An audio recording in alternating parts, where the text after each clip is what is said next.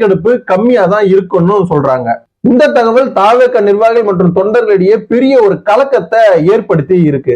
வெறும் 18% வாக்குகளை வச்சு எப்படி நம்ம முதல்வரா வெற்றி பெற முடியும் அப்படின்னு சொல்லிட்டு நிறைய ஆலோசனைகள் விஜய்க்கு அரசியல் ஆலோசகர்கள் வழங்குறதா தகவல் வெளியாகுது. ஒரு குறிப்பிட்ட வாக்கு வங்கியை வச்சிருக்க ஒரு கட்சிகளுக்கிட்ட கூட்டணி வச்சா மட்டும்தான் இந்த 18% 30% மாத்தி வெற்றி கனியை பறிக்க முடியும்.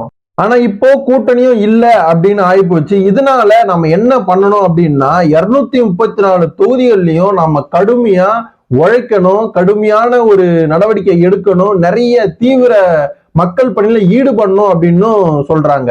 234 தொகுதிகள்லயும் முழு கவனம் செலுத்தாம வெற்றி வாய்ப்பு அதிகமா இருக்கிற 40-50 தொகுதிகளை தேர்ந்தெடுத்து அங்க மட்டும் நம்ம அதிக கவனம் செலுத்தினா அந்த தொகுதிகள்ல நம்ம வெற்றி பெறது கட்டாயம் நடக்கும் அப்படின்னும் அரசியல் ஆலோசகர்கள் சொல்றாங்க.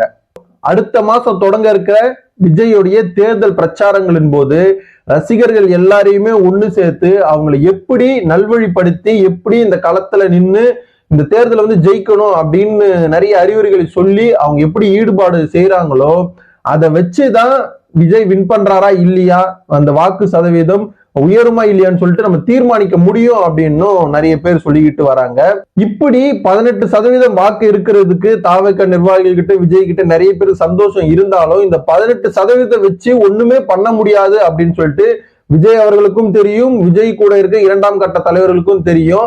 இந்த 18% எப்படி எந்த மாதிரி பண்ணி இவங்க 30-40% உயர்த்த போறாங்க அப்படின்னு சொல்லிட்டு நம்ம பொறுத்திருந்துதான் பார்க்கணும். அதே போல விஜய் கிட்ட இருக்க 2ஆம் கட்ட தலைவர்களும் ஒவ்வொரு தொகுதியிலும் போட்டி எடுக்கக்கூடிய வேட்பாளர்களும் தரமான வேட்பாளர்கள் இருந்தால் மட்டுமே விஜய் அவர்கள் இந்த தேர்தலில் ஒரு கணிசமான வாக்குகளை வெற்றி பெற முடியும். தாவேக இந்த தேர்தலை போட்டியிட்டு ஆட்சி பிடிக்குமா அப்படிங்கிறது கண்டிப்பா ஒரு கேள்விக்குறிதான். ஏன்னா புதிய கட்சி தொடங்கி ஒரு 2ஆம் கட்ட தலைவர்கள் இல்ல, சரியான ஆலோசகர்கள் இல்ல, இவங்களெல்லாம் வச்சுக்கிட்டு ஒரு அரசியல ஒரு தமிழ்நாடு போன ஒரு மிகப்பெரிய மாநிலத்தோட ஆட்சியை அதிகாரத்துல உட்கார முடியும் அப்படிங்கிறது கேள்விக்குறிதான் அப்படின்னு சொல்லிட்டு அரசியல் விமர்சகர்கள் சொல்றாங்க.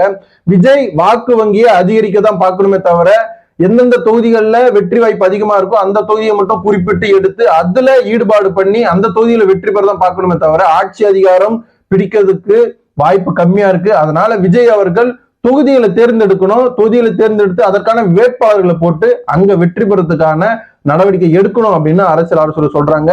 விஜயோடைய இந்த அரசியல் பயணமும் இந்த அரசியல் பேச்சும் எப்படி இருக்கு அப்படின்னு சொல்லிட்டு உங்களோட கருத்துக்களை கமெண்ட் பாக்ஸ்ல கமெண்ட் பண்ணுங்க. நன்றி, வணக்கம்.